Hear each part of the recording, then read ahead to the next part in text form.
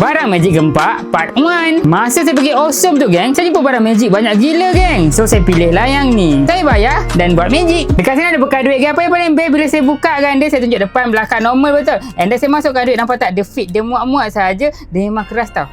Okay, nampak? Memang tak ada ruang untuk dia masuk. Tak ada ruang untuk dia masuk betul. Apa yang paling best sekarang ni, saya akan letakkan kertas kat sini. Kertas ni komik sikit lah sebab dekat dalam kocik. And then sekarang ni saya tunjukkan.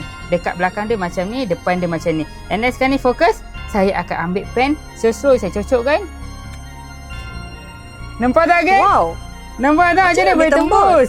Nampak tak? Ha. Bukan tadi ada shilling ke? Ya, korang tak pelik ke geng? Nampak? Kita tunjuk depan, belakang. Nampak? Memang dia tembus, nampak? Nak try cabut boleh tak? Boleh. Cabut, try cabut. Try cabut. Ada lubang. Ha, ada lubang. Mana ada shilling pergi tadi? Itu yang pelik tu. And then sekarang ni jatuh kat bawah tak ada masalah. And then sekarang ni saya tunjukkan dia. Saya tunjukkan dia, jangan risau. Saya tunjukkan. Memang tak ada apa-apa betul. And then bila saya buat macam ni, nampak tak? Dia lubang tu dah hilang. And then slow sahaja. Saya boleh tarik tak? Boleh tarik tak? Tarik. And then nampak tak? Macam mana boleh tembus? Memang tak ada ruang. Nampak? Okay, kan depan belakang. Memang tak ada ruang. Kita masukkan duit macam mana pun. Dia memang tak ada ruang. Nampak? Kertas ni yang magic. Nampak tak geng? Nampak tak?